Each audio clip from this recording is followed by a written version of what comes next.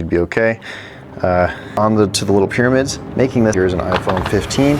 Taking a look at this silicone baking mat, as you can see, it's actually a very simple design. So all it is a piece of silicone that has been perforated with these little pyramids. So it allows you to basically place stuff on it and not have to worry about it touching whatever's underneath it. Because, and I've seen this firsthand, if you place a hot thing on granite even, it will actually burn. It'll cause some problems. So you don't want to set stuff like that on that. You actually want to set it on this. This will prevent all of the heat from reaching that. Only negative that I would say is that technically, since it is silicone and it was wrapped up, this piece kind of sits up, but I think if you just took a hair dryer and kind of melted it a little bit down, I think you'd be okay.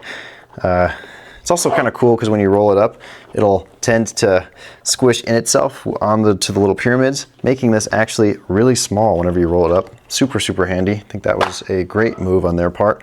And I like how big it is. So you can kind of see here's an iPhone 15. It gives you quite a bit of space. Super, super handy. Totally recommend it.